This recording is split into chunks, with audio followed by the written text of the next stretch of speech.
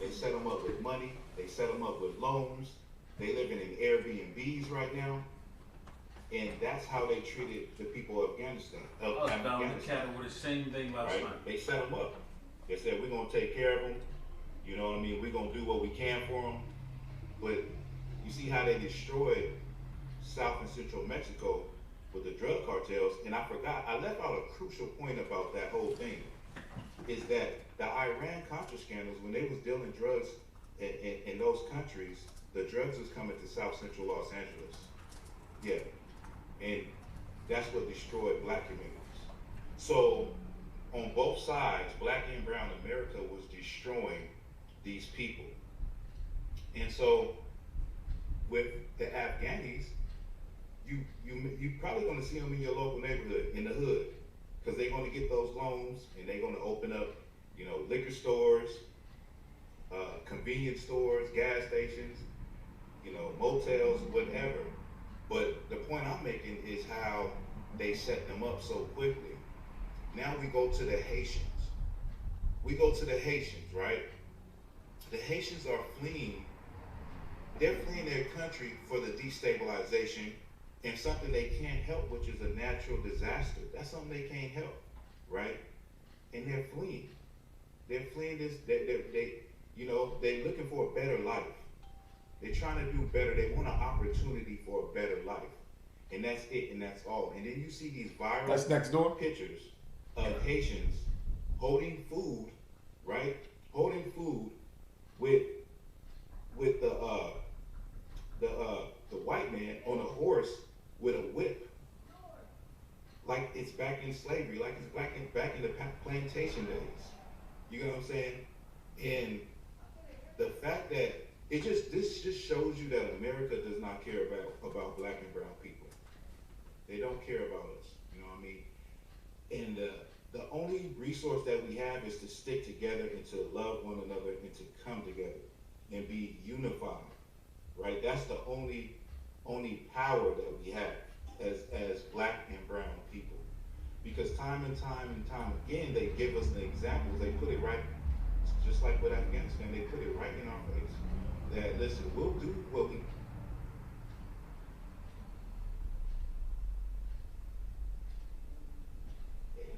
the only resource that we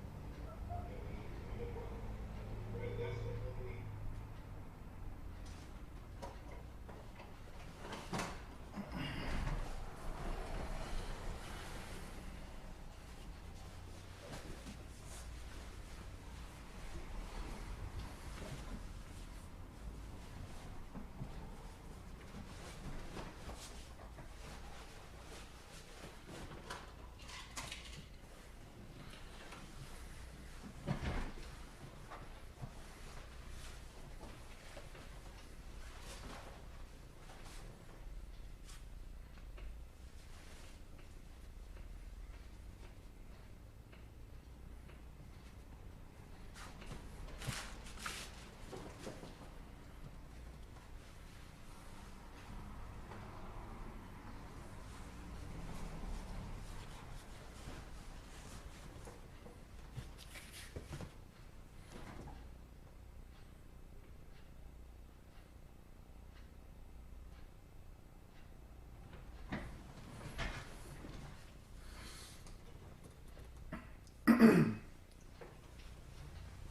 Shalom Israel. It's Captain Lasagna for the law class tonight here in Syracuse, New York.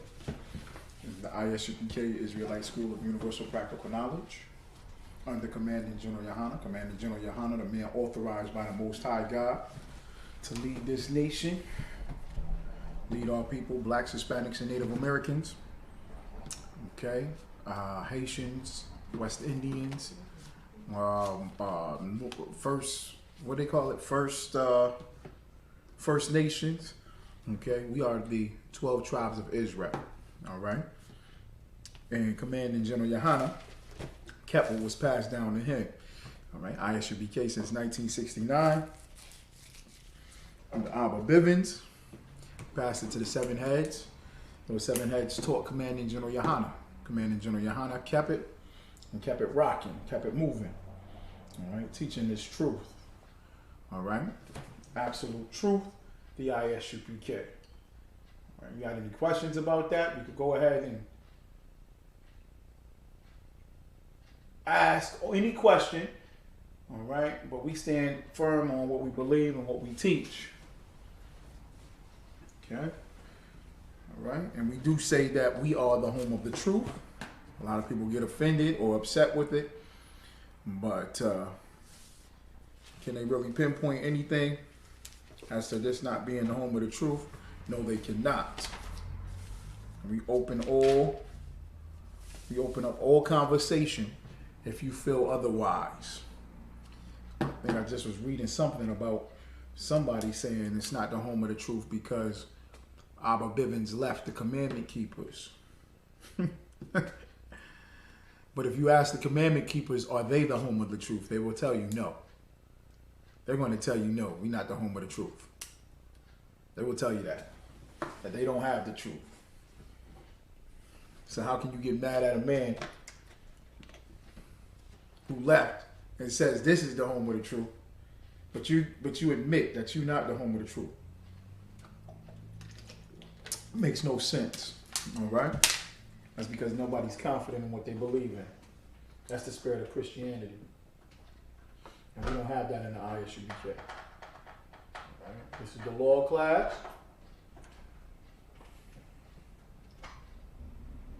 There we go. Making sure the mic's right.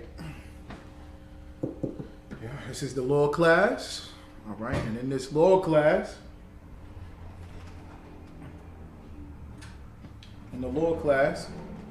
we teach the law. And the law is not done away with. All right? Okay? And that terminology is being used a lot today. The title that I have of the class, the fullest extent of the law. To the fullest extent of the law. That's something that a lot of people love to say today. Okay? They love to say it to us as if we're immigrants or migrants from Haiti, from Mexico, Nicaragua, Central and South America. They love to say that we will execute the fullest extent of the law. They love to say that when we're incarcerated. Blacks, Hispanics, and Native Americans are incarcerated at an alarming rate. What is it at? 2.5 million of us incarcerated? 2.5 million of us incarcerated in America. Blacks and Hispanics, maybe 3 million. There's more of us incarcerated today than there was in slavery in 1619. So just imagine that. Just imagine how many bodies we got inside these prison cells. Okay? All right? Okay, so we want to make sure that we have an understanding why they say the fullest extent of the law, because they love to persecute us to the fullest extent of the law. All right? And what does that term mean? I'm about to get that term. Fullest extent of the law. Get that term.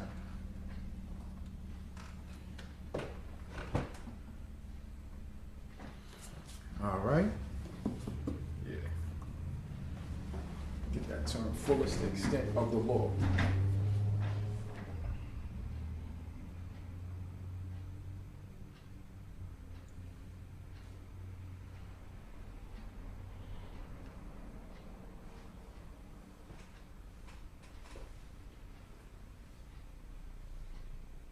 This is the Merriam-Webster's dictionary.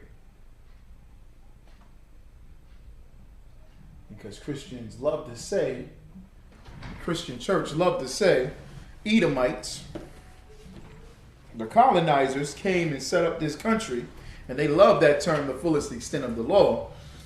But however, their religion of Christianity teaches that the law is done away with. Okay? They say that the law is done away with. But they go ahead and make sure that they are abiding citizens, law-abiding citizens. They love the law of the land, but the law of God is done away with. How corrupt is that? How corrupt is that? Slack you out. You take the key out. It's in the door.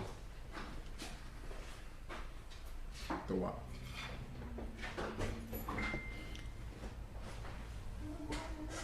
They love to say that. They follow the law of the land over to following the law of God. How sick is that? How twisted is that? That doesn't sound right. Does that sound right? Why this ain't up? I don't know.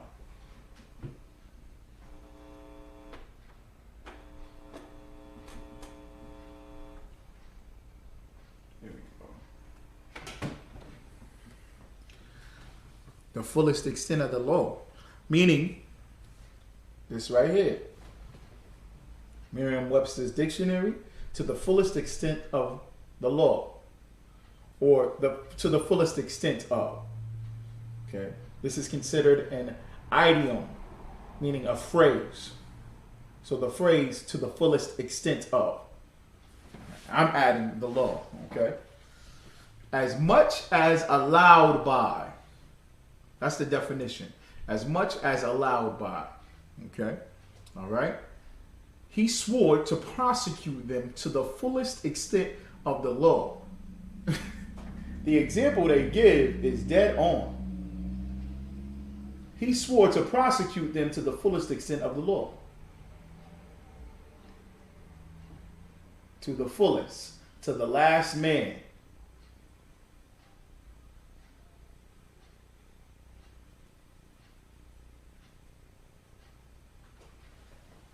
Right? As much as allowed by. Okay.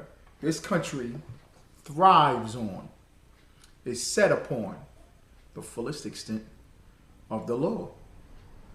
Especially when it comes to us. Especially when it comes to us. Okay? Now, I'm not saying that he shouldn't. He should get the fullest extent of the law. But R. Kelly, I think they said he got 120 years for sex trafficking. I think 100 years, something over 100. Because they're executing him to the fullest extent of the law. All right?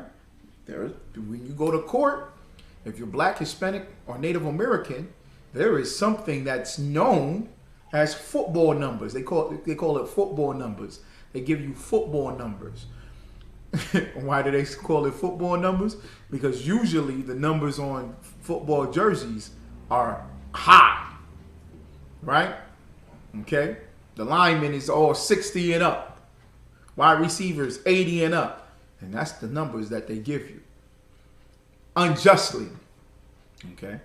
There's a bunch of articles and research that goes into how they penalize us to the fullest extent of the law. And give us more than what the law allows. This is as much as allowed by. So they go over and beyond. But they will tell you what in Christianity about the law? The law, statutes, and commandments of the Most High God. What will they tell you about that?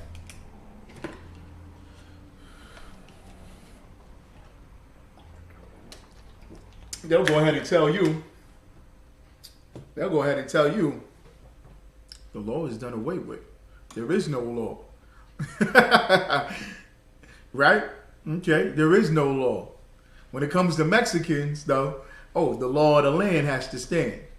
The law of the land. I don't understand how we say that in Christianity. In Christianity, you say that you believe in God and follow God, and you abide by the law of the land. And a lot of Christians admire and applaud police officers and military men. It's like part of Christianity to look at them as something special or something great. Because they partake in what? What do they partake in? What does a police officer partake in?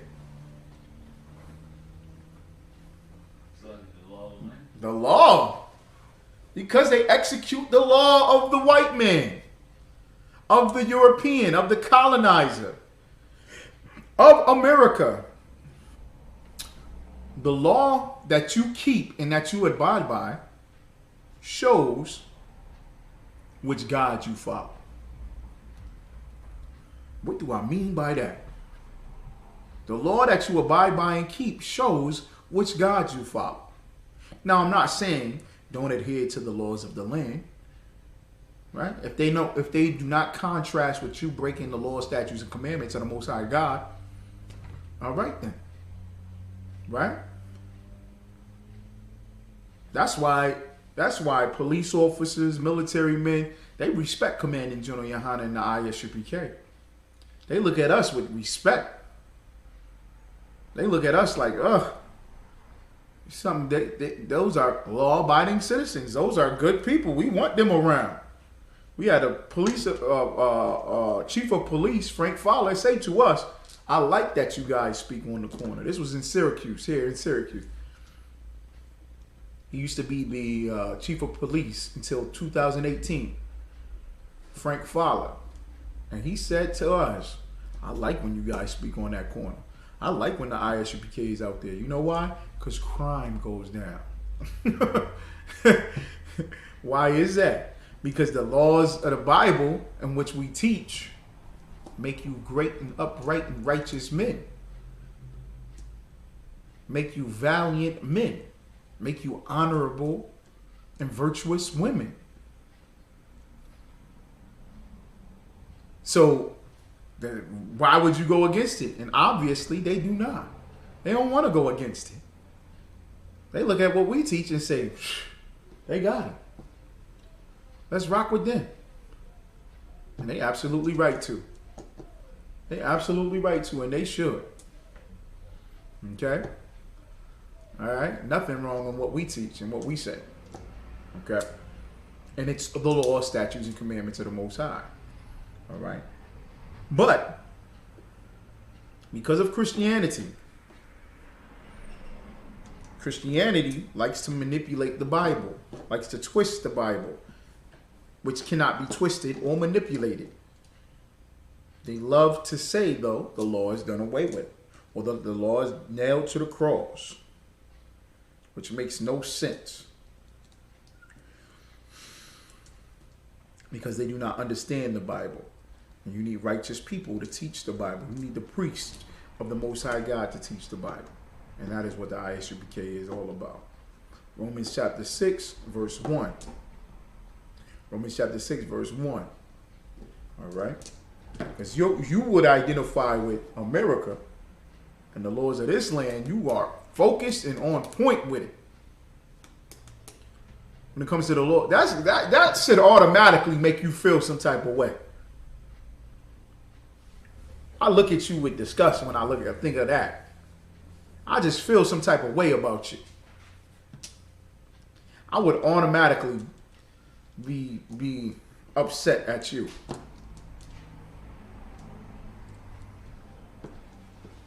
I'm already looking sideways like, yo, that don't make no sense, man.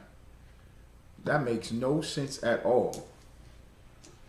That you would keep the laws of the land and say the law of God is done away with. You straight up saying right then and there, you straight up saying right there, then and there, that God's law is not as important as the white man's law in America, the American law. And the reason why I say white men is because white men wrote the Constitution, wrote the Bill of Rights, wrote the Declaration of Independence, wrote the amendments, wrote up all these laws, and they continue to write up all the laws. Black people ain't got nothing to do with the laws and legislation. What black people has changed anything with legislation? Nothing. So I think we should leave their laws to them in its structure and in its order. When I say that, I mean in its place. I'm not saying don't keep the laws of the land once again. But we shouldn't be focused on legislation, being legislators, and, part of this system for the laws of this system. Because obviously it doesn't care about us. It never was. It never has been. Somebody said we can vote now. In Georgia, you can't vote. You know that, right? In Florida, you know your votes get thrown in the swamp. I voted one time in my life. And that time that I voted was the year that they threw all them votes in the swamps down there in Florida. I said, well, it's pointless for me to vote. They gassed us with Barack Obama, and then we all had a resurgence and said, yep, we got to vote. Now we back at this voting thing again. Now we back to keep the laws of the land. We love Esau and his laws. Esau, the so-called white man is Esau, the Edomites. Let's see what the Bible says about the law. Romans chapter 6, verse 1. What shall we say then? Shall we continue in sin that grace may abound? That's the question that Paul asked. I say Paul was a Christian of all Christians, and Paul taught not to keep the law. Paul never taught you not to keep the law. Paul never taught you not to keep the law. Okay. First off, a lot of people don't understand this precept right here. I'm going to try to look this up.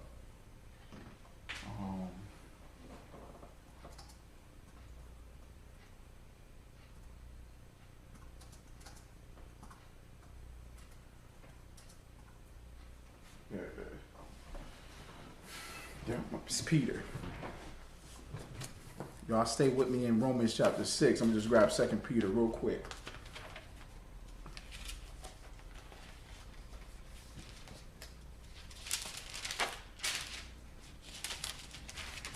Second Peter chapter 3, verse 16. 2 Peter chapter 3, verse 16. As also in all his epistles, speaking in them of these things, in which some things hard to be understood, which they that are unlearned and unstable rest, as they do also other scriptures, unto their own destruction. Peter is talking about Christianity. He's talking about Islam. He's talking about all these philosophies, all these religions. He's talking about all these people that identify as such. They are the unlearned. They are the ones that say, oh, the law is done away with. Paul went and taught to the Gentiles, the other nations, and as he taught the Gentiles, the other nations, he went ahead and said, don't keep the law no more. That's a lie. Christ came and the law is done away with. That's a lie. Peter had a vision, and Peter had that vision. God sent him that vision of that sheet of all that unclean food. That was a lie. Because you read the Bible and you don't know. You don't know. Let me read it one more time. 2 Peter chapter 3, verse 16. As also in all his epistles, speaking in them these things, in which some things hard to be understood. Some of these letters is hard to be understood. I'll go up a verse. Verse 15. And account that the long suffering of our Lord is salvation, even as our beloved brother Paul also, according to the wisdom given unto him, hath written unto you. So Peter is saying he writing letters to the same brothers and sisters. These are Israelites that follow Yahweh Shai Mashiach, that keep the law, statutes, and commandments. And he's saying, I'm writing you letters just like Paul writing letters. Salakia. And he says, in all his epistles, speaking in them of these things, in which are some things hard to be understood. Some of these things is hard to be understood, which they that are unlearned and unstable. The whole entire Christian church, your pastors, your preachers, your deacons, your priests, all right, the imams, the sheiks, all these people looking at this Bible, not understanding how it's supposed to be broken down. Reading the Bible, have no idea. Taking the letters of Paul, and what happens? Rest. Meaning they wrestle with it. Meaning they don't understand it. They can't hold it. When you wrestle with something, it means it's hard for you to hold it or to contain it. right? Like you fighting against it because you don't understand it.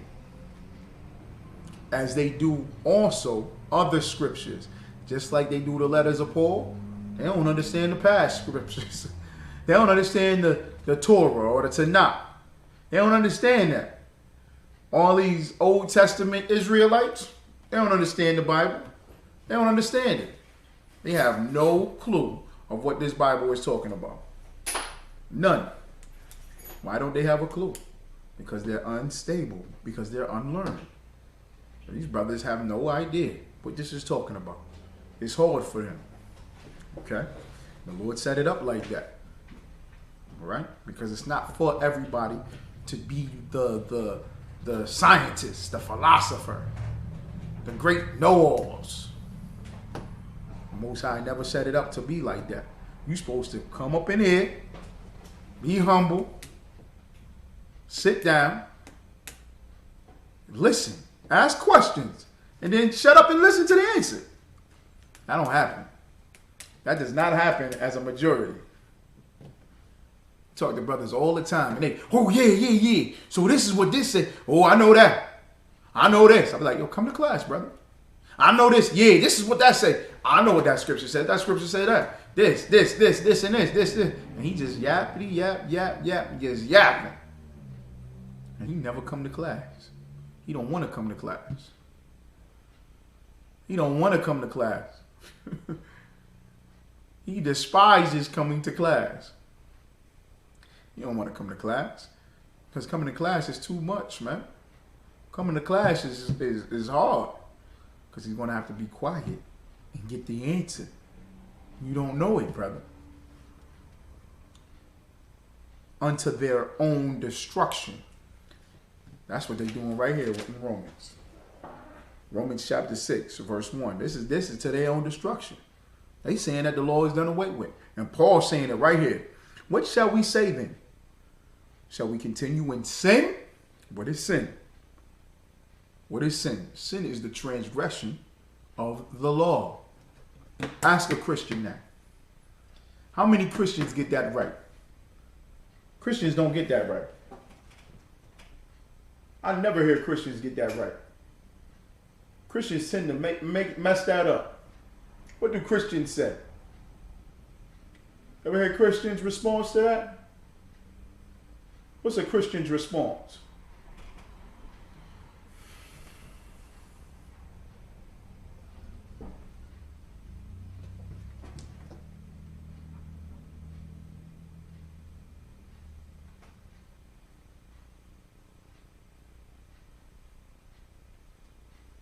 What is a Christian's response? They saying that the law is done away with. Salakia. What is a Christian's response? Oh, it's not anything like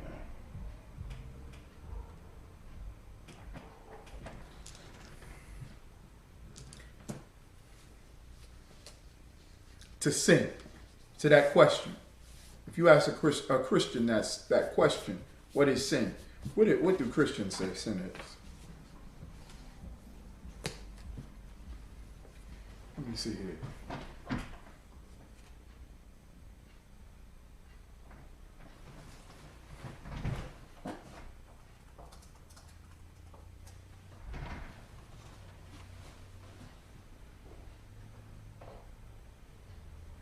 Ooh, okay. I thought the Oxford Dictionary was going to get it wrong. The Oxford Dictionary got it right.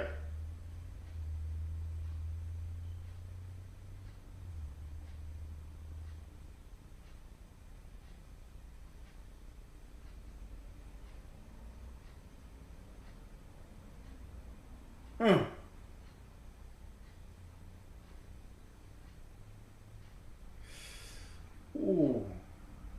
Christians must not even read books outside of the Bible. You see that? Because Christians usually don't give them type of answers right there. I don't know if you can see it from that far, but you ask a Christian, what is sin? All right. try it this way.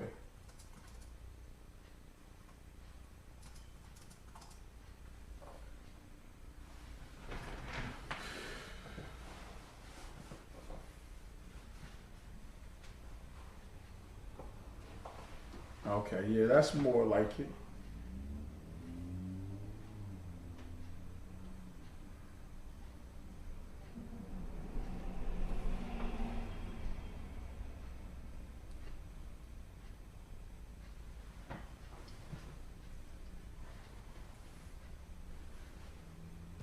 All right, I'm gonna read this here. I typed into Google, what is sin to a Christian? Because when I type in what is sin, I'm getting the correct answer. And those answers are by scholars who study the Bible. All right, so I'll get both answers. What is sin to a Christian? Sin, moral evil as considered from a religious standpoint.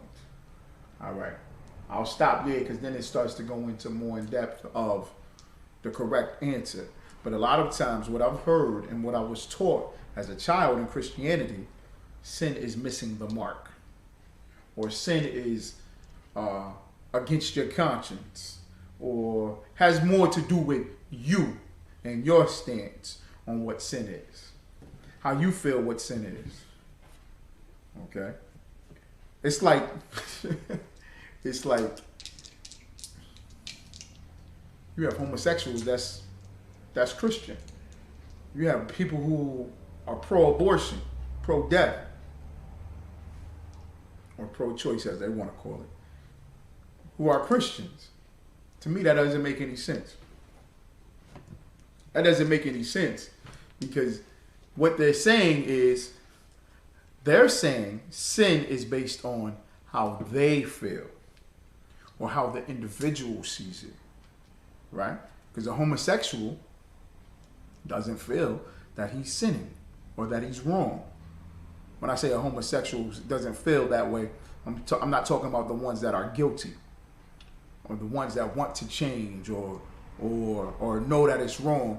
I'm talking about homosexuals that just march up and down the street with the rainbow flag, corrupted the rainbow with the rainbow flag, right, and proclaiming the LGBTQ and all that madness, or abortion, or on drugs and happy to be on drugs, right? You're a Christian drug addict and you happy to smoke weed. Smoking weed is fine. Why? Because you feel based on your moral standards or your moral stance. What the hell does that mean? What the hell does that do?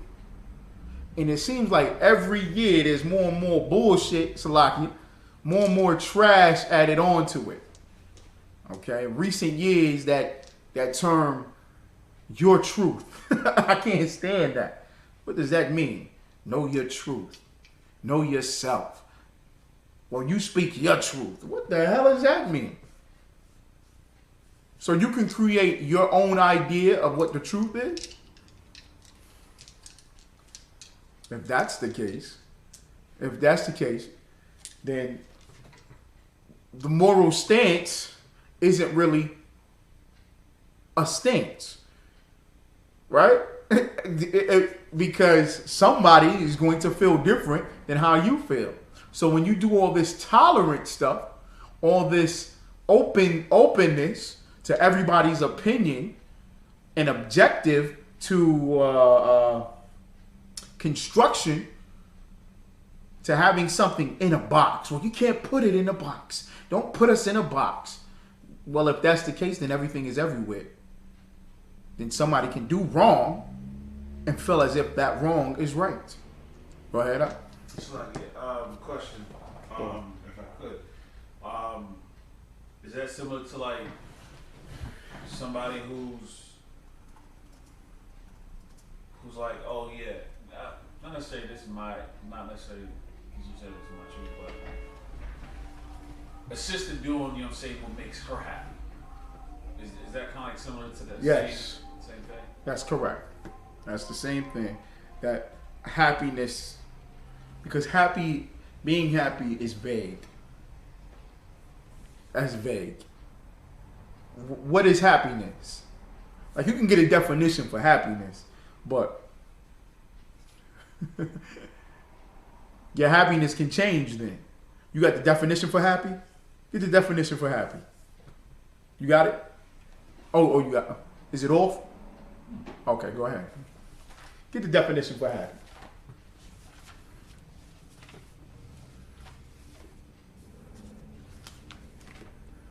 Life, liberty, and the pursuit of happiness.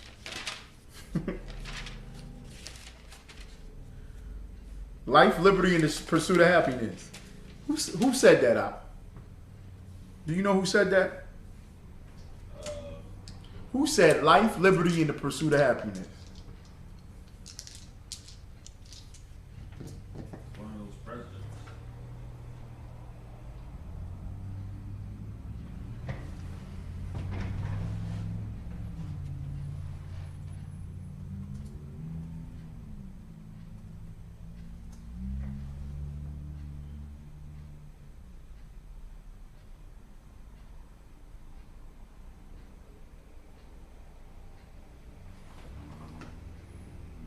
How we looking? Okay.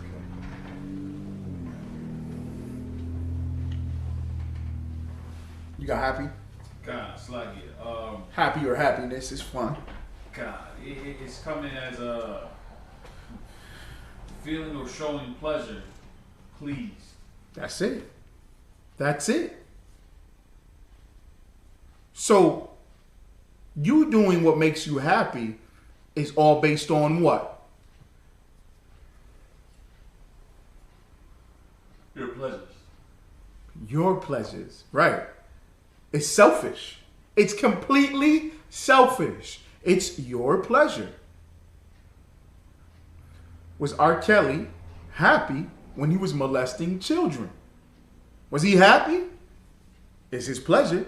God. So if anybody and everybody can say, do what makes you feel happy, you can't be mad at R. Kelly and not be mad at homosexuals because they're doing what makes them feel happy. You can't be mad at a murderer because he's doing or she's doing what makes them feel happy. It's about their pleasure. It's how they feel they're going to get the best out of any situation, any relationship. That's what happiness is all about.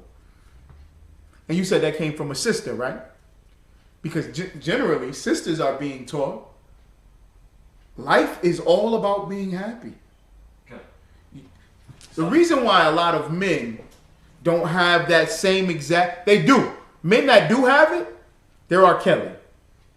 Men that do have it, they're broke, spending all their money on prostitutes or whores in any shape or form, right? Generally, men just get hit with the consequence up front. Or, you know what I'm saying? It's going to hit them. A lot of times, women are told that because they're viewing women to be like children. They want women to have a childlike mentality.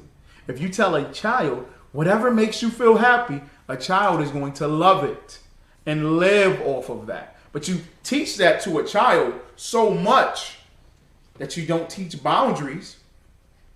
A child grows up thinking and is the next murderer, thinking that he can murder, he can rape, he can have sex with any and everybody he wants to, anything he wants to. He can eat whatever. Why is that? Because you trained him to believe in his mind. Read the definition one more time. You train this child, this boy or this girl, you've trained them to believe. Go ahead. Feeling or showing pleasure. That's it. Pleased. Pleasure. To be pleased. That is it. That's life. Go ahead. You was going to say something? It's like it. Yeah. So part of it came from, you know what I'm saying, like a brother, you know what I'm saying, in relation to like his daughter. It was just like, so she should just do whatever makes her happy, right? So if getting money, you know what I'm saying, and doing OnlyFans makes her happy, she should do that, right? Because she's getting money and she's having pleasure from it. And he was just like, nah, you know, because she was taught, you know, not to put herself like that. That's not going to go down. But I mean, if it's what makes her happy, though, and it goes back to what you said. He's continuously saying that to his daughter. Whatever makes you happy, babe. Whatever makes you happy. Okay. And his daughter is going to see him, not necessarily him, but is going to see him sell drugs. Right? Why? Because I gotta get this money for you, for your happiness. So what type of man will she grow up and be with? A man that will get money for her type of happiness regardless. What would she do for money? My body isn't as important as my happiness. My happiness is more important than my vagina, than my breasts, than my behind. I'm happy. I feel some pleasure. That's what we're teaching. That's what America wants all of us to do. That's why I said life, liberty, and the pursuit of happiness is in the Declaration of Independence. In the Declaration of Independence, it says life, liberty, and the pursuit of happiness. That's what it says. Who wrote it? Who wrote it? The founding fathers, specifically Thomas Jefferson, who had slaves. His happiness depended on slaves, who raped slaves. That was his happiness. He raped women. He beat men. He murdered them. He sold them because it made him feel happy. So what the hell is happiness? And we know why we love happiness, because there's no law to happiness. Who wants the law? Who wants the law? Who wants a law that says, I can't sleep with this brother's wife? Who wants that? Who wants that? Only righteous people want that. Only people who don't care about happiness, they care about love. Uh-oh. Is love more important than happiness? Niggas will say yes. But do they truly feel that way? That's why he got corrected. So, no, I don't want my daughter to be no hoe. Yes, you do. You don't care. You don't care. Her mama's a hoe. You don't care about that. You don't care as long as you're happy. As long as she's happy. As long as they're happy. Everybody happy, then nobody has any love. Because love is all about correction. Love is all about conditions. I can't stand the term unconditional love. It's the stupidest thing that they ever created. How can you have unconditional love? That makes no sense.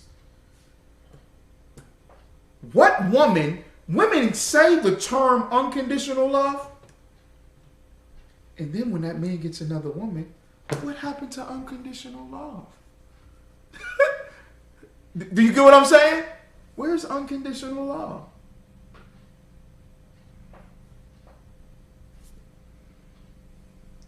Or vice versa. I love her unconditionally. I love her unconditionally. Okay. She just had sex with your brother. Had a baby with that man. She don't know if it's yours or her or his. She has an abortion. That's unconditional love for you to go back with her? That doesn't make any sense. But it's all about happiness. It's not about love. It's not about the law of God, because love is keeping the law, statutes, and commandments. Go ahead, Al. That was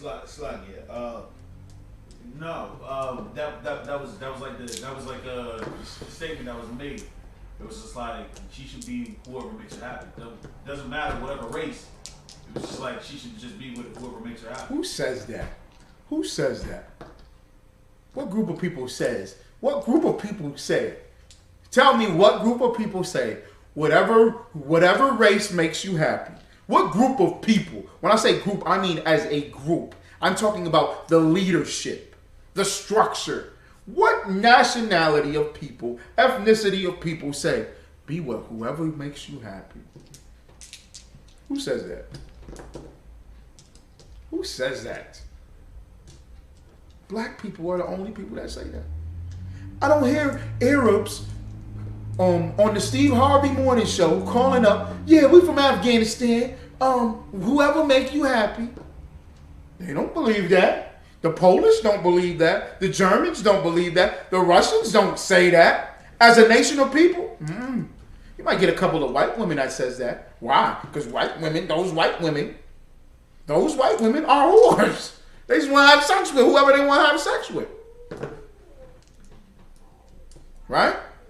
Love whoever we want to love. Marry whoever you want. It's all who makes you happy. That's dumb. Somebody told me, you don't let your children play with children of other nations? That's not right. They just want to play. Your children like fire? Are there children that just like fire? Want to see stuff burn? I should just let them play though, right? Just let them play. No, you being extreme. Let them play with fire. I'm not being extreme. Boys take cars and they crash the car. Am I right? Yeah. Little boys will take cars. I used to do it when I was a little boy. You would take a car and you would have your brother down there, you down here, and you race the car down. He races it. Who's ever crashed and flips more? Yeah, mine's trucked yours. Mine's tore yours up. If somebody doesn't say to those children, to those boys, look, man, you just tearing up the toy. That's not what it's for. It's supposed to drive like this. See how this is? So they'll just develop that they like car crashes. They wouldn't care. Right or wrong. So why can't we say don't play with the other nations who hate us, who grow up to murder us, to rule over us to the fullest extent of the law?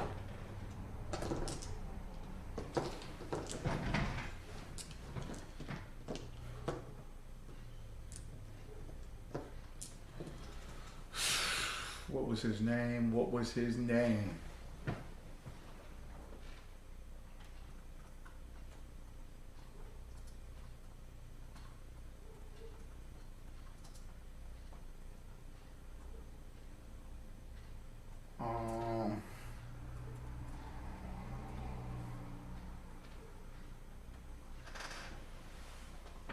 Chad Wheeler. Found one.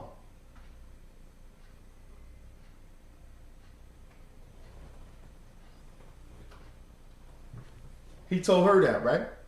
Her father told her that. Her father told her, love whoever you want to love. That's the football player that beat his girlfriend up. Half to death.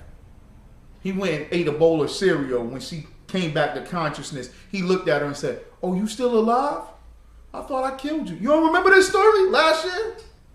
I was thinking of the track dude and the African whatever. No, this ain't a Hamite. This is sister. No. Was it in Africa or something like that? The one-leg track star? God. But he was married. That was an Edomite, I think. That was an Edomite. Right. Yeah. But was his rib Jake? No, they both were Edomites. Oh. You talking about the dude that had the metal legs that ran track in South Africa? God. Yeah. God. He shot his wife, and then he tried to blame it and say it was an intruder. God. Yeah. They both were. Oh, slightly. They both were South African Edomites. Yeah. Aaliyah Taylor.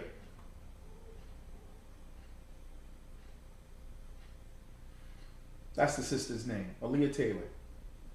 See? Look, huh? She happy in that picture. She's happy. She got her a white man that plays in the NFL. She good. Blonde hair. Right, and sister's got that regardless. She got her blonde hair. She happy. She got her makeup done up. She's happy, huh? She's happy. Look at her. Look at her after the abuse. Her eye is permanently like that. Her eyes are permanently have those blood shots in them. You can't see the other eye. It's on the other side. Her eyes are permanently have those blood stains that go through her eyeballs. Because he punched her in her face so many times. He broke her nose, broke body parts, everything. You know why? You know why? What the brother tell you?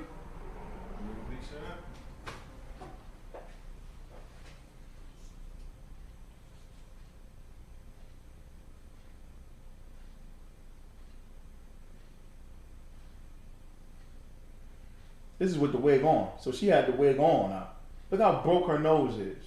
You see that? That's sad, man. I don't even want to look at it.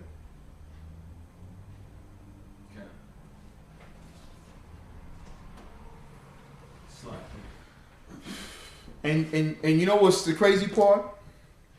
A father should take honor in saying, I'm meeting her future husband. I'm meeting all the boys that come around. I'm checking them at the door. I'm giving the green light to this brother and this brother only. A father should feel honorable about that. But he doesn't know that because his mother and his father taught him, whatever makes you happy. He got with some woman that he don't really care about. She made him happy because of the definition of happy is pleasure. It's all about pleasure. There's no laws, statutes, and commandments. That's done away with. It's all about what makes you happy. Go ahead, Al. It's like the one thing that you said and mentioned, which is heavy, just because about the restriction of the other nations. We give our children structure, right? We give them rules. You know what I'm saying? How to play with one another and all that stuff. But when it comes down to the other nations, they just let their kids do whatever. They let their kids, you know what I'm saying, beat them up. Their children truly rule and run them, of course, though. And unfortunately, the more, you know what I'm saying, we integrate to this society and we cleave to it, to take on that same mindset. Oh, we can't tell our children anything. Why? Because CPS. Or, we give some sort of excuse as to why we cannot correct our children or chastise them and give them the guidance that they need. Right. Which is horrible. Makes no sense. Cut. And it's because they in their kingdom. Like what you said, they let their children do whatever they want. But that is because they already in their heaven. Life, liberty, and the pursuit of happiness is the spirit of Esau. That's his spirit, like you said, and then we take on that spirit and that identity. You understand what I'm saying? But it's also the law. Okay, what if there were no Edomites? Okay. Well, do we still need a law? Okay. Yes, because what's the definition of happy? Pleasure. Your pleasure. Right. You pick up something off the ground, you have no idea what it is as a child, and you put it in your mouth, and it's sweet and salty. You're going to want to keep eating it. It was on the ground. But a child doesn't have the mentality of the law, of order, of structure. They don't. Right? Because your flesh will desire whatever your flesh feels pleasure. That's a good question to bring up during the law class, because happiness, whatever make you feel happy, is the opposite of the law. Now, does that mean that there's no pleasure in keeping the law? No, that's not what that's talking about. Right? That there's no joy in brotherhood. We ain't happy here and all that. Oh, y'all women ain't happy in there. Y'all brothers is all stiff and tight up in there. That's not what that's talking about. Your objective of happiness is whatever pleasures you. So there's no construct of love. There's no thought of order. There's no place of statutes and commandments. Right? Go ahead. So like, would this be good to use like Genesis 3:14 when it says that the serpent? So like it says Genesis 3:14. If I could. Go ahead. And the Lord God said unto the serpent, because thou hast done this, thou art cursed above all cattle and above every beast of the field. Upon thy belly shalt thou go, and the dust, and it's like and dust shalt thou eat all the days of thy life. So of course, you know, upon thy belly thy go, which is basically referring to the fact is that you're going to be led by your desires or by your pleasures. Would that be correct in that, or is that not necessarily? No. Not there. There, that's just talking about the place of a snake. You kind of just want to go up to the conversation that the serpent had with Eve. That would fit it more. Because the spirit of Satan was already there before he got that you're going to live off your belly type of thing. You know what I'm saying? His mindset was already there. Right. Him living off of his belly is just more of a way of the Edomites or a way of the heathen or the way of a wicked person. You know? But if you go up, that's more identifying with doing whatever your body feels, following after your body. So, let's grab it quick because I want to pull this one precept and get back to Romans chapter 6. Is it Genesis chapter 2, right? It's like 3 verse 4. Yeah, the conversation. Okay. Go ahead. It's like, and the serpent said unto the woman, ye shall not surely die. Verse 5, for God does know. No, go back up. Go to,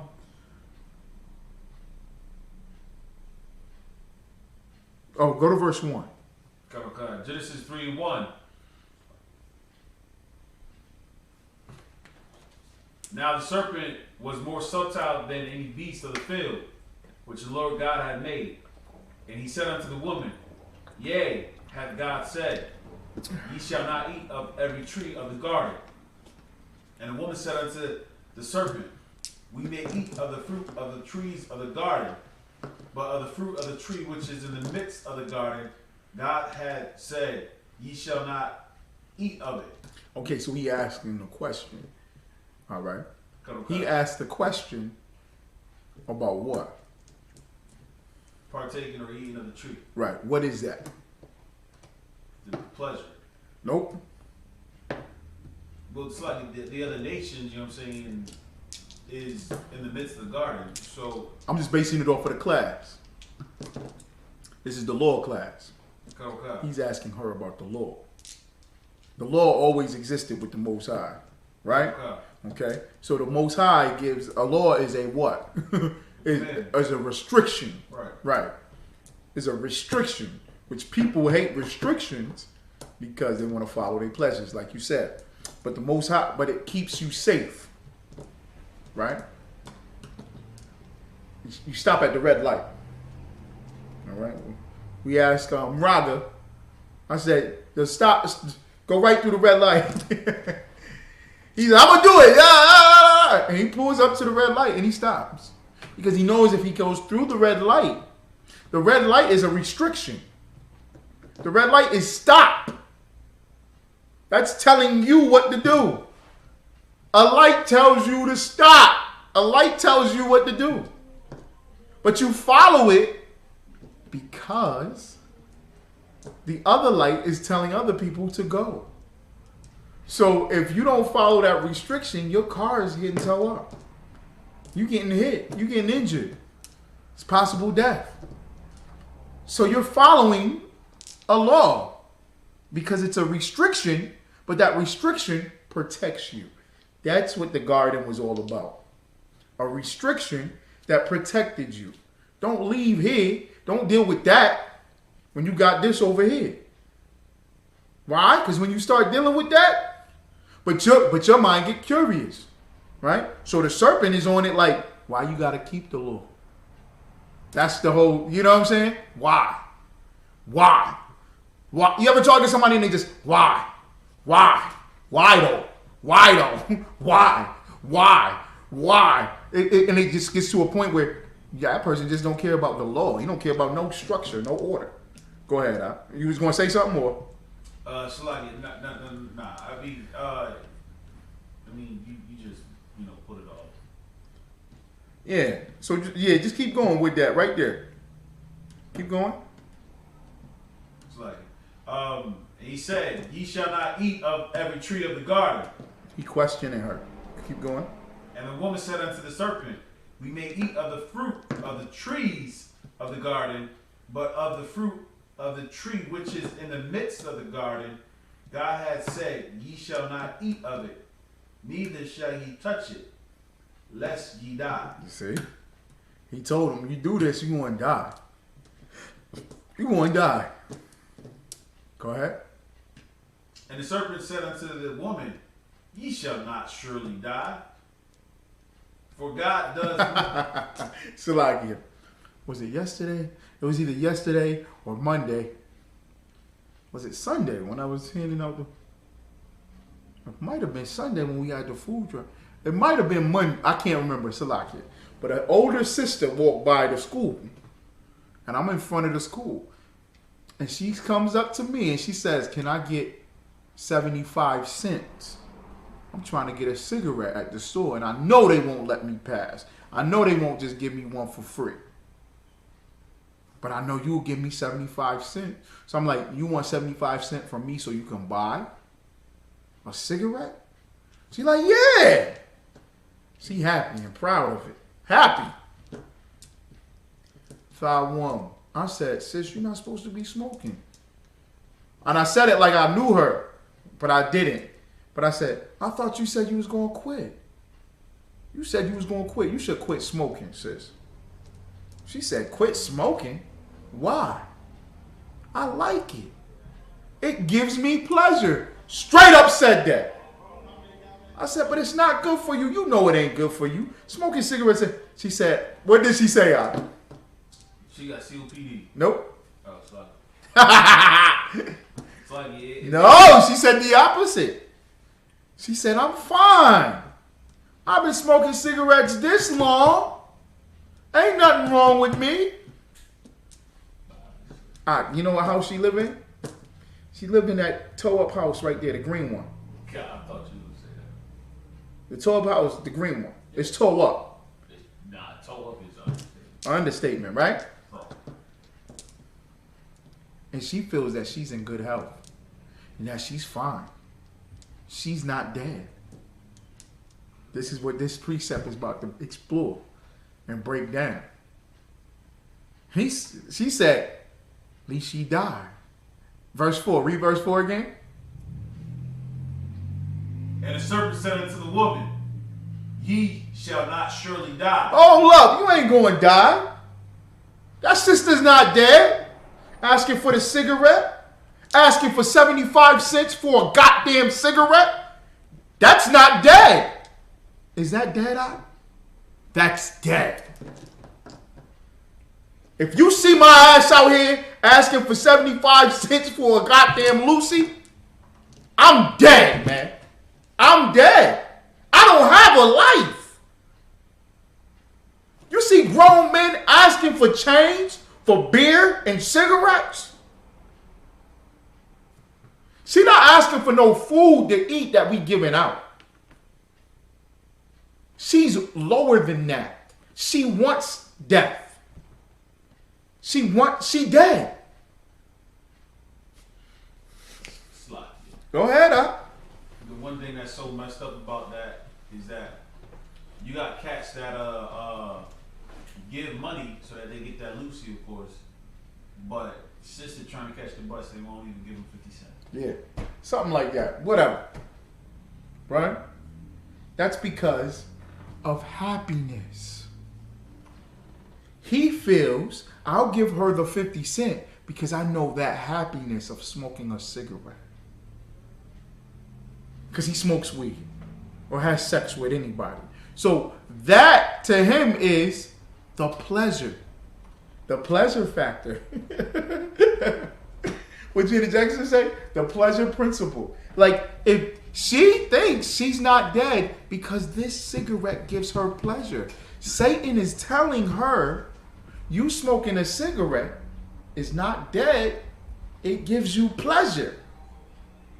So there's happiness. God. So you got life. You're alive. A crackhead smoking crack is like, this is pleasurable. You shooting up heroin, this is pleasure. I'm alive. I'm alive. This is life. This is good. Ain't nothing wrong with this. A woman having sex with all these men having sex with all these women, is pleasure. I'm alive. And Satan is going to tell you every day that it's fine. That is good. It's life, liberty, and the pursuit of happiness. Go ahead. Slagi. I was trying to remember what day it was. Yeah. The cat. I was talking to this cat about like smoking weed, and his response was that something along the lines of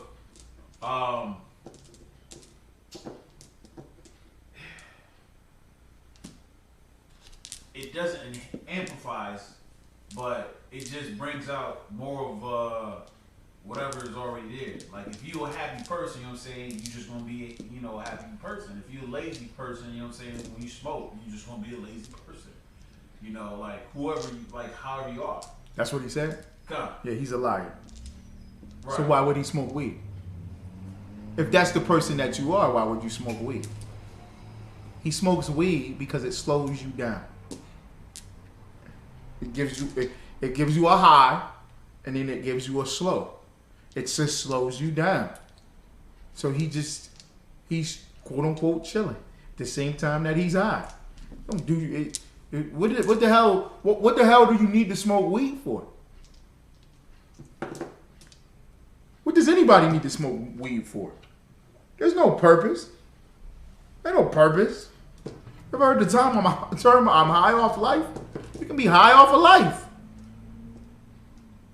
I heard somebody say the stupidest thing to me in college. He said, yeah, man, I know you don't need some dirty trailer park. I know you don't smoke weed, man, but if you smoke weed, when you have sex with your girl, it's amazing.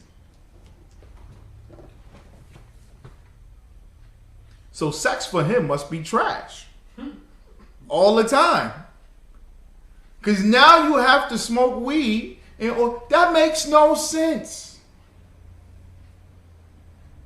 It gives you the munchies. It make you taste food better. It make you rap better. No!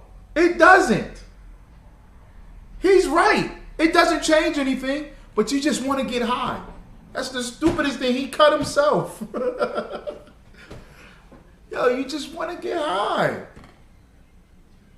Well, scientists prove that it stopped the seizure. Nigga, you're not stopping a seizure.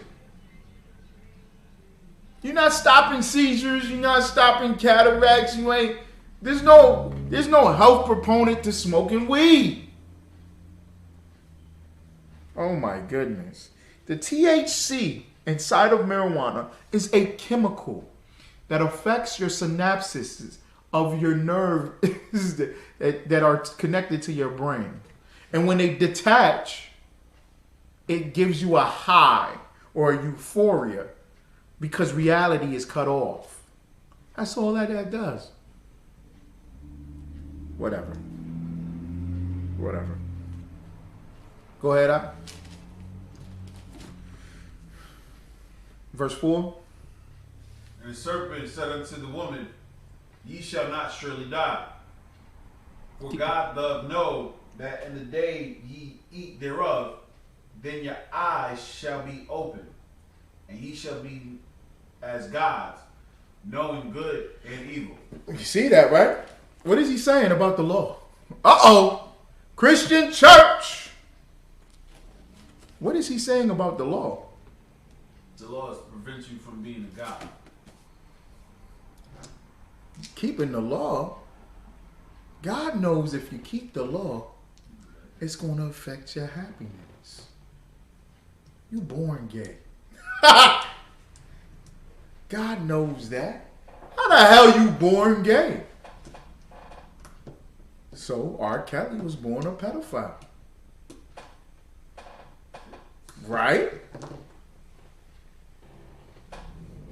There's one white man, he dressed up like a 5-year-old little girl. He was in his 50s. He said, I identify myself as a 5-year-old little girl.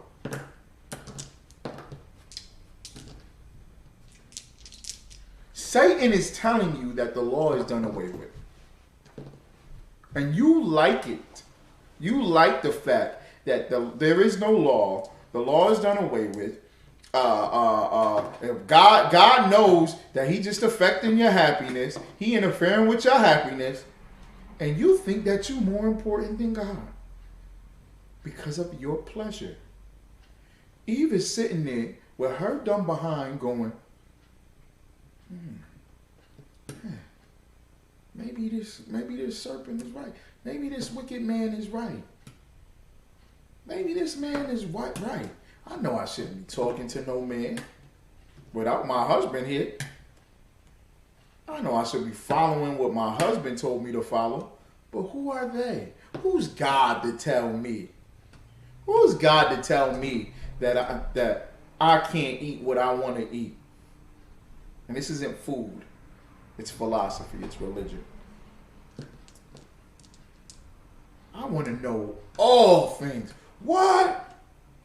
So if I deal with this tree, this religion, this philosophy, I deal with this philosophy here, then I don't know good and evil? That's flesh. Because if she knows good and evil, what does she know more? Who does she know more of then? As soon as she takes it. You. Huh? Buggy? Yeah. Who does Eve become smarter than if she eats that food from that tree? The man and God. That's it. Her man. She's smarter than her man. Damn near 90% of black women believe they smarter than their men. You don't believe me? They think they smarter, more intelligent, more wise, more all-knowing than the black man. It's probably higher than 90%, but I'm saying 90%. Where did they get that from? They get that from serpent, man. They get that from Satan. They get that from the so-called white man, who is the devil that the Bible speaks of. They getting that from him. And in that, there is no law. There is no God. You're more important than God. You have an abortion. You murder your baby. That means you're more important than God. How the hell can you... Do you know there are black people that believe in abortion, but they're historians and slave and pro-black, quote, supposedly pro-black? Could you believe that? What did they used to call the slaves? What did they consider the slaves? 3/5 human being. God, yeah, somebody. What do they consider a zygote? Wow. So you sound just like the white man who wrote slavery is legal in America. You 3/5 of a human being. So when that child is in your stomach, it's not fully a human yet. It don't have all its fingers. Woo! Yo! You sound like Satan. It's not a baby.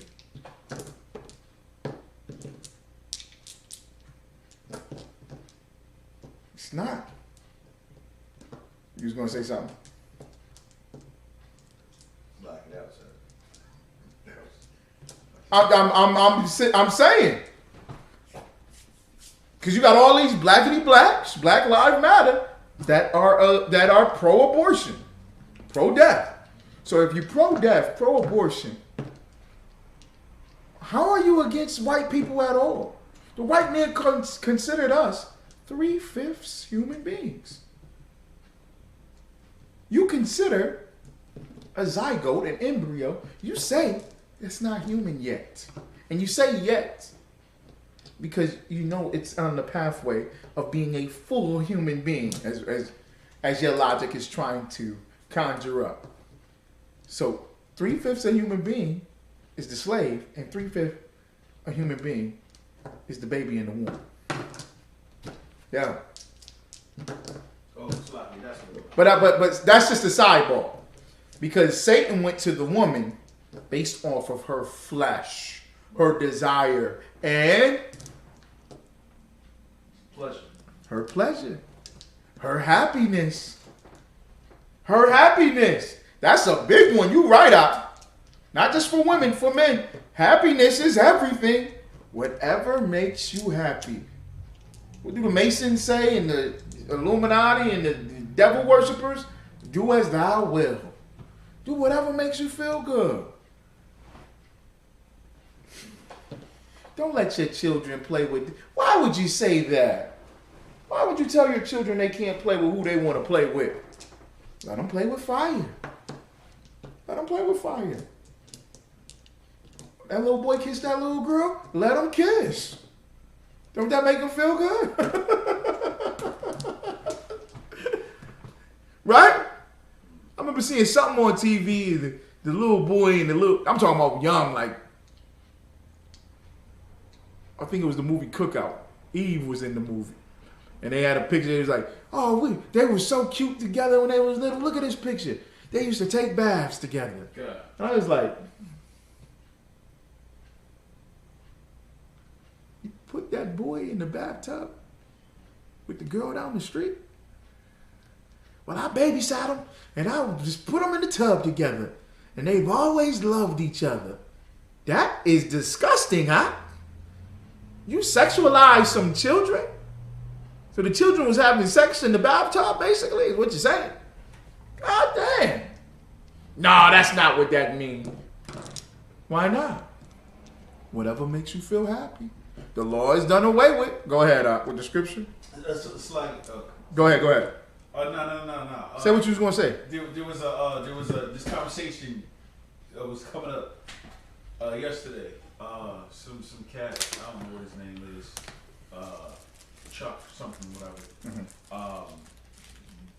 But he tried to pull up the Constitution and how the Constitution said 3/5 of the men, of course, though, and how, of course, later on was amended, and those amendments, you know, which of course was the 13th Amendment, gave us all those same rights as everybody else, though. That same application, you know what I'm saying, would essentially fall down to the abortion concept at some point in time. At some point in time, more likely, that's going to be the same, you know, quote unquote application, of course, though. It already is. Oh, sorry. No, not that exact terminology. Okay. But yeah, they're saying that when they say 4 weeks or 6 weeks, that's what they're saying. Right. You know that. That's what they're saying. They're saying that 4 weeks or 6 weeks when the heartbeat is detected. Okay. That makes it a human. Okay. Right. Okay. Now it's a human because the heart is being detected. When actually they're wrong because the heart starts 3 weeks. I think with 2 to 3 weeks, that's when the heartbeat starts. But you can't have a heart. I mean, sperm. I don't get it. A sperm seed doesn't have a heartbeat. Come on, man. That's like what I was saying. I'm not going to shoot a 9-pound baby inside of your vagina from my penis. That doesn't make any sense. I don't get people. That's not logical. Not scientific at all. Go ahead. God, yeah, it's like it was just ultimately a whole bunch of nonsense. And Cap, you know what I'm saying, you know, he came in and just asked the question, was like, well, show that in scripture. You know, like, you know, show this exact same thing that you're referring to, this reference in scripture. Right. Cap didn't do it, and just like, I don't want to continue the dialogue. Yeah. You know, so and and that was that. But the same thing would essentially happen when it comes down to, you know, the abortion aspect. And oh no, it's been a child the entire time. You know, or it's been a human the entire time, of course, though. Right, that's and then correct. the question is like, you know, what's the stance? You know, how's that going to be, you know, looked at? You know, Right. Are they going to take the, you know, reparations, you know, aspect of it? You know, that saying, well, we never got our stuff, you know what I'm saying, from slavery, so I guess, you know, these dead babies, you know what I'm saying, they don't get no justice. So. Yeah, man. It's a never-ending story when you don't believe in law. Okay. You know, I mean, it's never ending. The what if keeps going because there's no law. Because you don't believe in anything. You don't believe in a stoplight. You don't believe in a stop sign. You don't believe in a speed limit. You don't believe in anything. Well, actually, you do, because you believe that the God of Abraham, Isaac, and Jacob is not real. You believe who is God? Who do they believe is God? They are God. They are God. Or, a lot of people, the white man is God. He's God. He's God. You're the biggest, baddest gangster. You've been in jail 20 times. You murder people. You shoot people. You don't follow no rules. You tough guy. You keep Christmas, nigga. Look at every gangster movie. You ever seen American Gangster with Frank Lucas?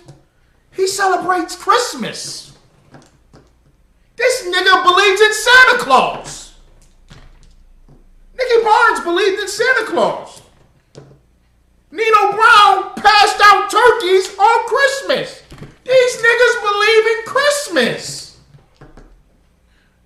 Nah, God ain't real. Nah, can't nobody stop me. Nigga, you believe in Saint Nick. You believe in a white man coming down the chimney giving gifts, nigga. You believe in that. Like that, to me. Every hood you from, right? Every hood. The 4th of July, there's a competition. Which drug dealer, which gangster has the most fireworks? Am I right or wrong? He in his backyard, you in your front yard, who got the most fireworks?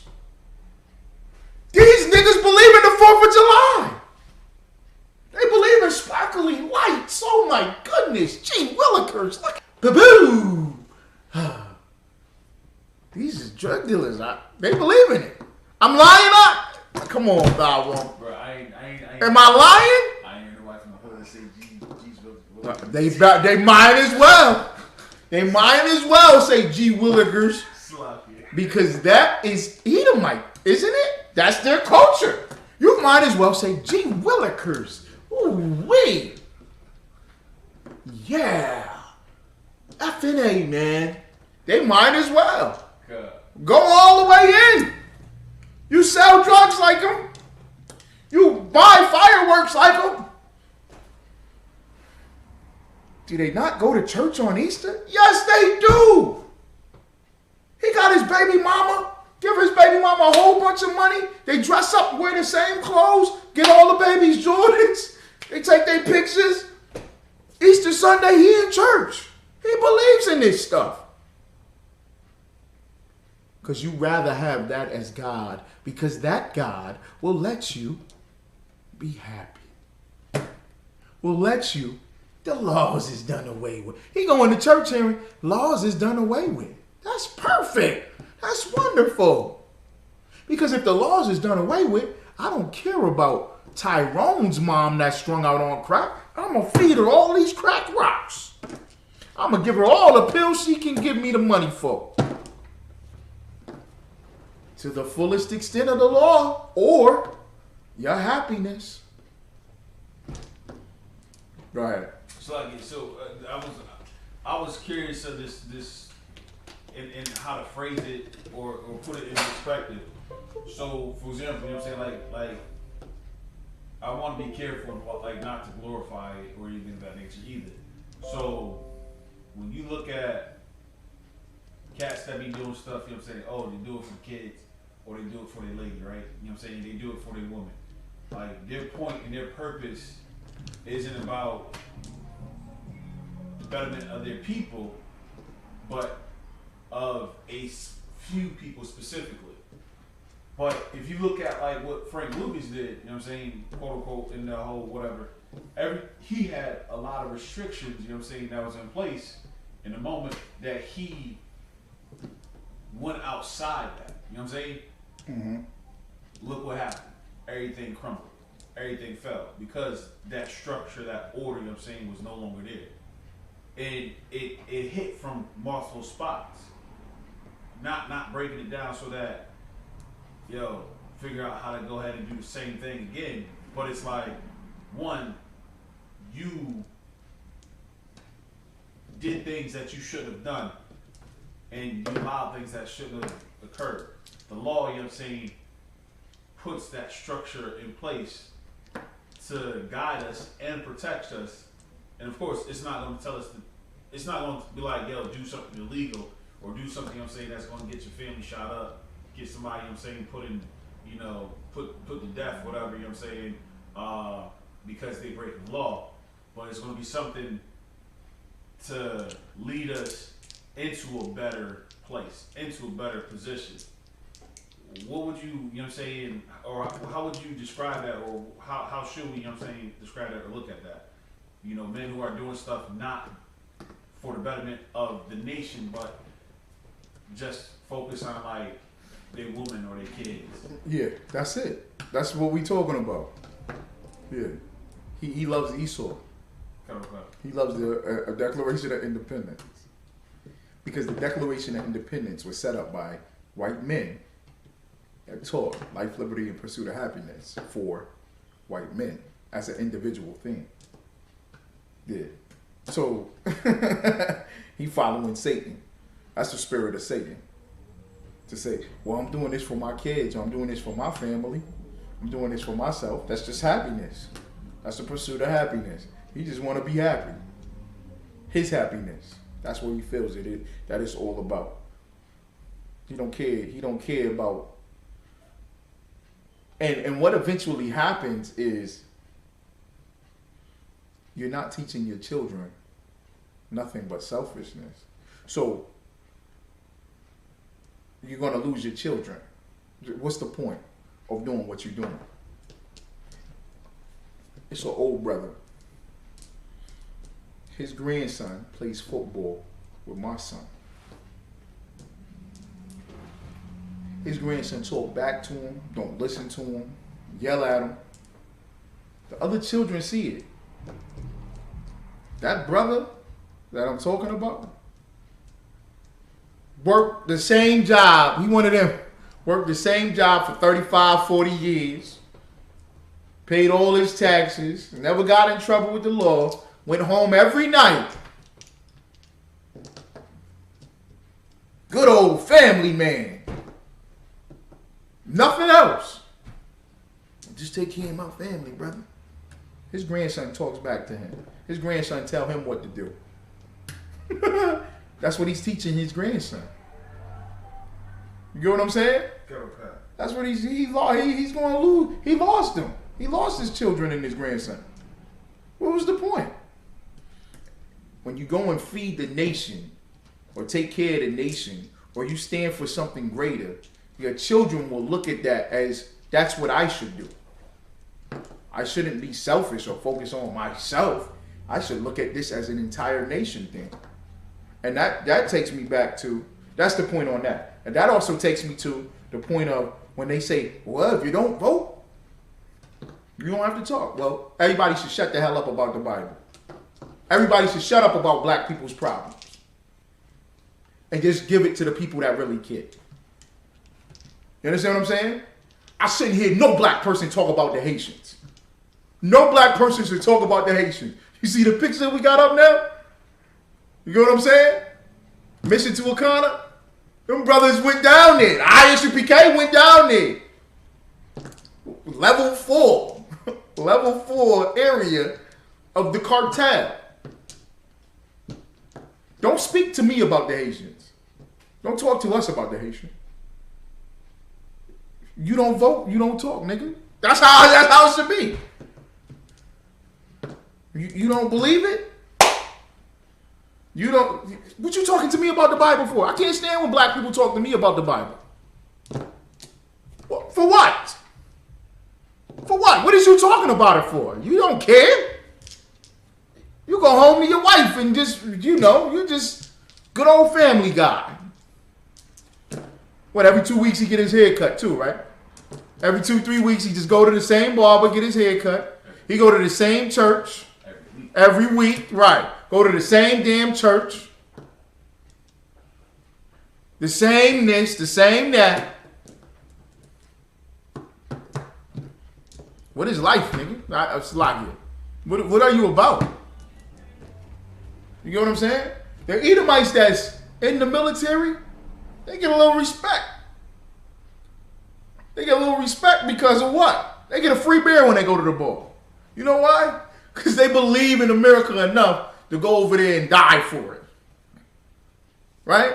Where the average guy over here, the average Edomite waving the flag, he ain't got shit on this. I'm not saying that I'm cool with them. I'm just saying, hey, he believe in it.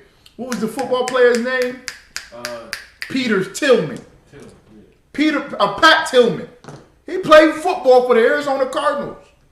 He saw the towers go down. Oh no! Took off his pads and his jersey. Said,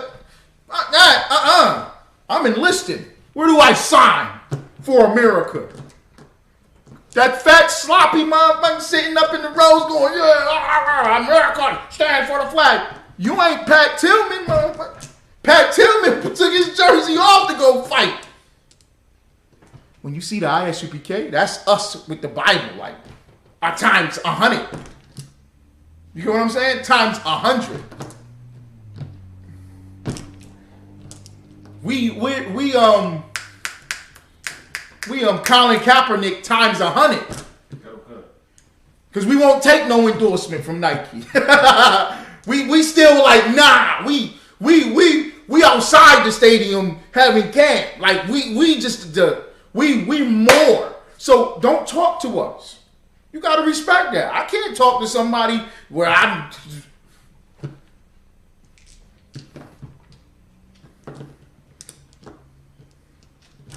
What am I gonna say to Michael Jordan if I wanted to be a basketball star? What am I gonna say to Michael Jordan?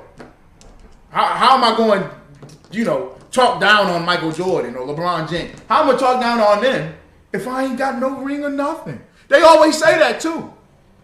They say that. You ever hear them talking to Charles Barkley? They always say to Charles Barkley, how many rings you got, Charles? Because he ain't got no rings. So they just put it in his face like, what you got? How you talking to me? You talking to me? How many rings you got, Charles Barkley? Shaquille O'Neal said that every night on TNT, NBA on TNT. He said it to Charles Barkley every night. He said, how many rings you got, Chuck?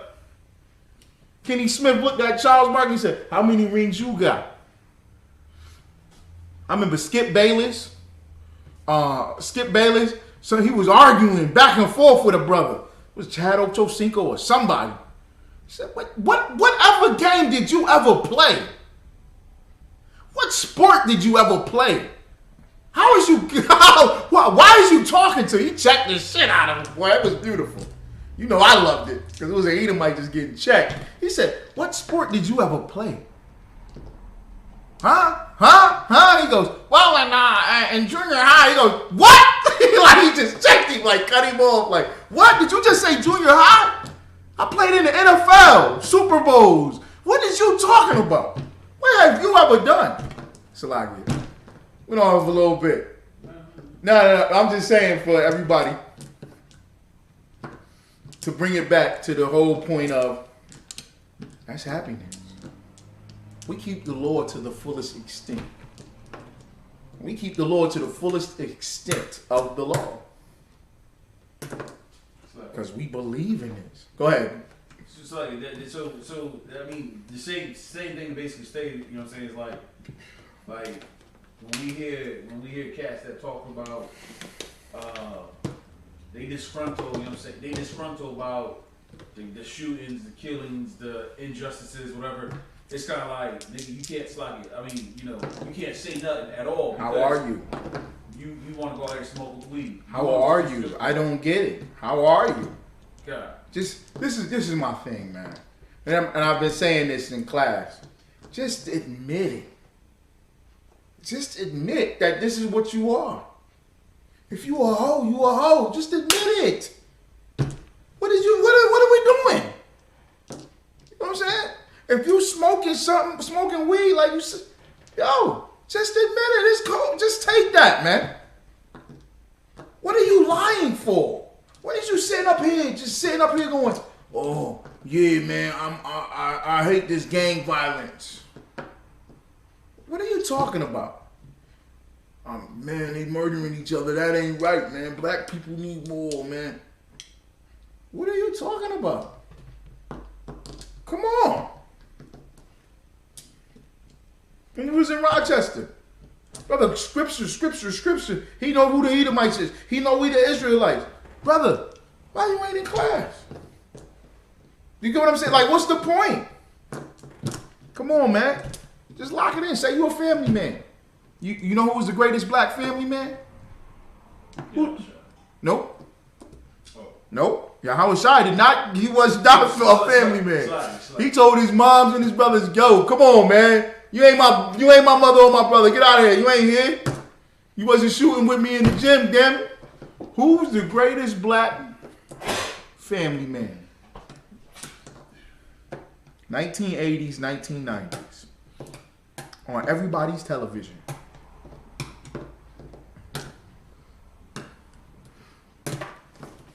You might be too young, Dalmo. Bill Cosby. Bill Cosby was America's father. I got the book somewhere.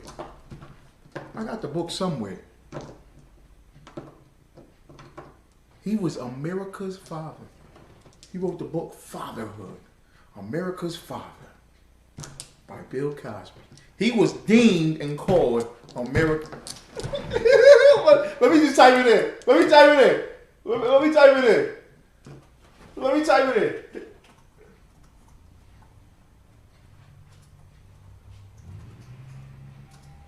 me see.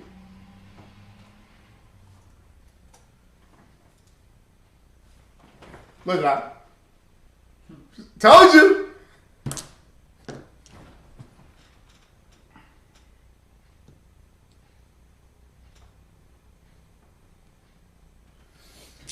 America's father, Bill. I see who pops up, right? I typed in America, father, and it automatically populates. And you know whose picture pops right up?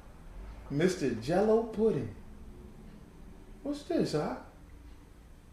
What is this, y'all? What he got all the police around him for? He almost got away with it. Whoa, what is this? The downfall of America's dad? What?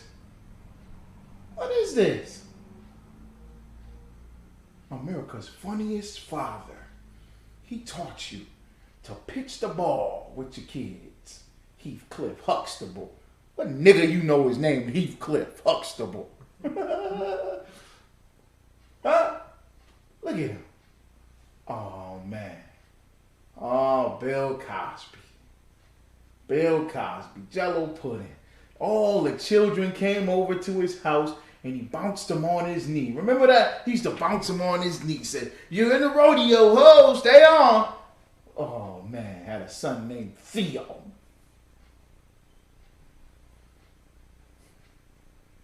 Good old Bill Cosby. And wrote about had a show called Different World. HBCU. For you HBC Sadiddy Negroes. Where is Bill Cosby now? You know what he's doing? You know why he had the jail issue? Because he did what made him feel happy, huh? Made him feel happy.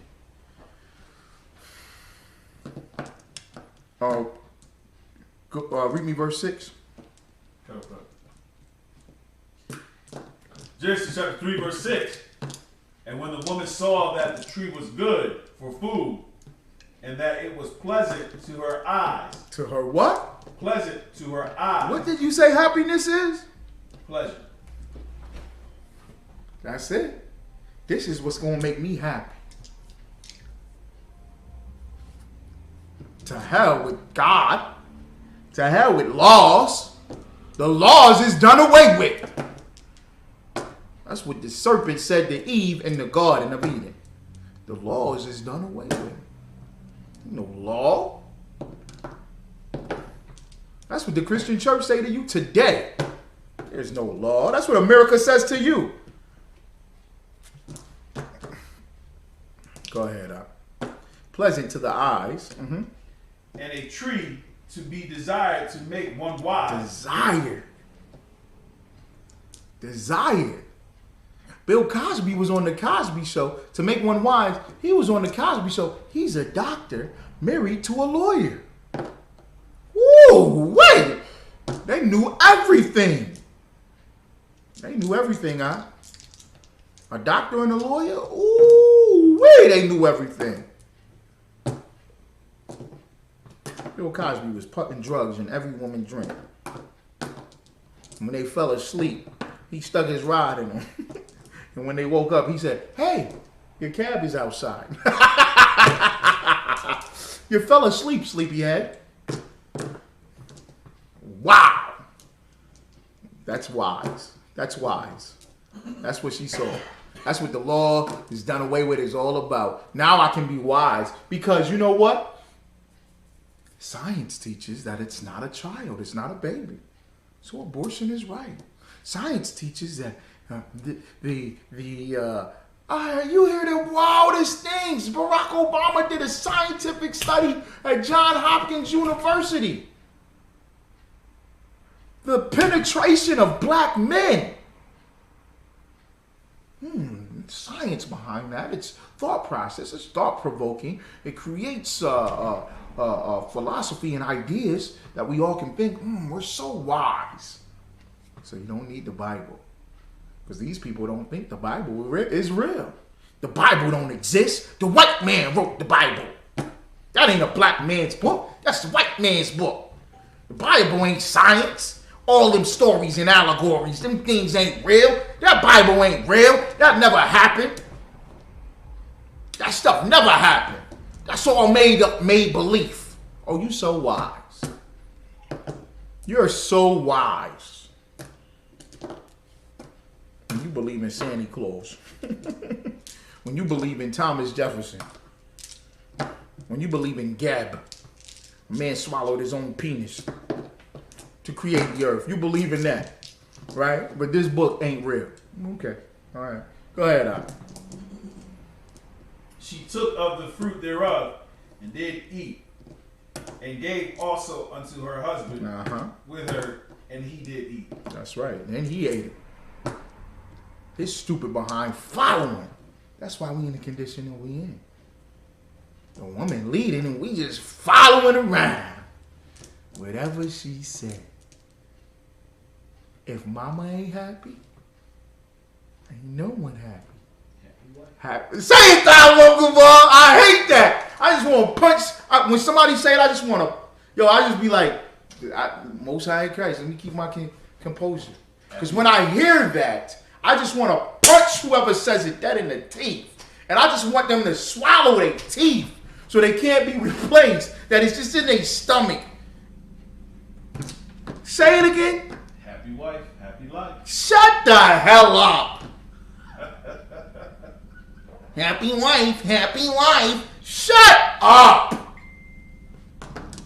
What punk came up with that? What sucker sat there and said, happy wife, happy life? Is the same one that calls that woman what? What do Edomites call a woman?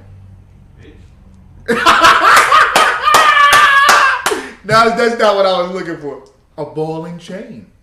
Oh, God. A ball and chain? He calls you a ball and chain. Yeah, the old ball and chain. The old ball and chain, my old lady. The ball and chain. He calls you prison. He calls you prison. He calls you the dungeon. He calls you a dungeon. At the same time, he says, happy wife, happy life. Right? Whatever makes you happy. Happy wife, happy life. It's cheaper to keep her. That's Jake.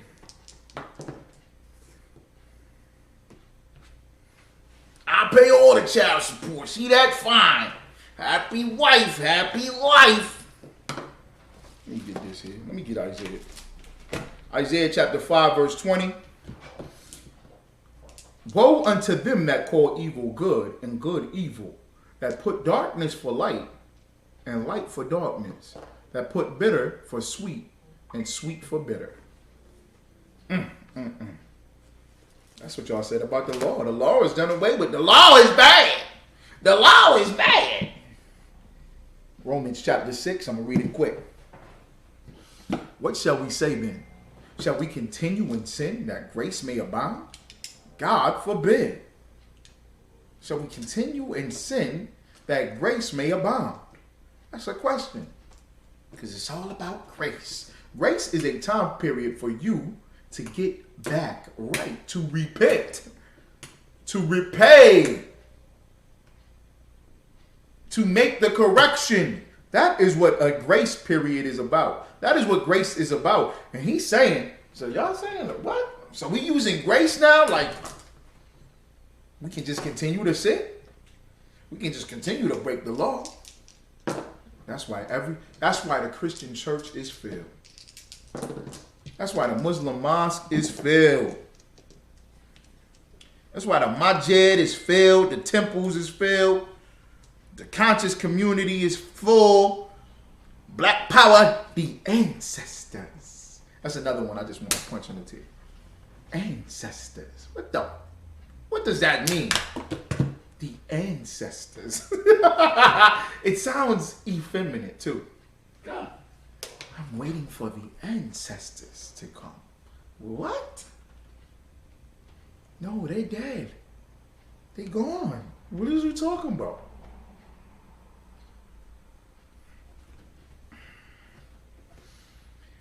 Whew. Shall we continue in sin that grace may abound? God forbid. Meaning no. God forbid it. No. The law is not done away with. You continuing in sin. How shall we that are dead to sin live any longer therein? How you dead to sin if you keep doing it? That's what he's saying. How are you dead to sin? How are you dead to sin if you keep doing it? That means you're alive in sin. And if you're alive in sin, then you dead in Christ. You ain't with Christ. You're not with Christ.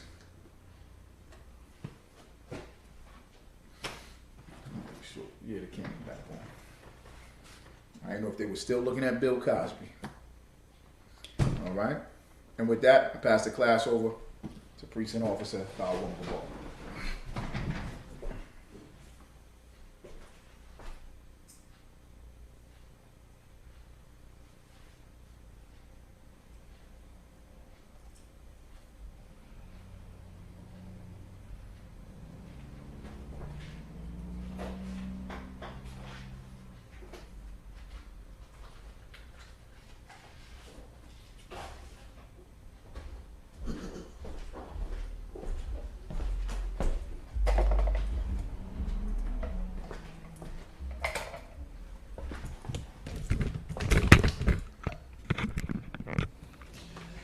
ISPA Security Mouselet. We're at ISPA start at 1 West 125th Street, Harlem, New York. Leadership under command of Journey Johanna, Rufus new brother and sister. With a new brother and sister coming to school, they're off limits for 6 months. They're to be saluted only. They're here to show themselves to the world. If they need transportation and teacher arrangement, after 6 months, if a brother or sister has an interest in a particular person, he or she must get permission from the head to speak to a brother or sister. There's another 6 months in which the brother and sister will court each other. After the 6 month period, the brother and sister will get permission from the head to marry. tithes, which is a commandment. Numbers chapter 18, verse 21. Malachi chapter 3, verse 8 through 10 means tenth in Hebrew. My Aishra, 10% of every penny of any increase the Lord gives to you, treasury department or teacher. Priest run, free will offer for a priest, not mandatory, whatsoever amount you would like. Upcoming holy convocations. The dedication of Hanukkah, a feast of dedication, Hanukkah, that's going to be found in Maccabees chapter 4, verse 52 through 61. If anyone wants to be a trooper in the school, start wearing our black boots, shirt, pants, headband, and scarf. One curse salute to the teacher. Okay. Men of Israel, Amajim, Shabbat, Amajim, Barak, Yahweh Hashem Yashar Barakatah. Salam, Yahweh Hashem Yashar. One curse salute to the sisters, men of Israel, Amajim, Shabbat, Amajim, Barak, Yahweh Shamar Alatah Ba'Hashem Yashar. Yazmatah, class dismissed.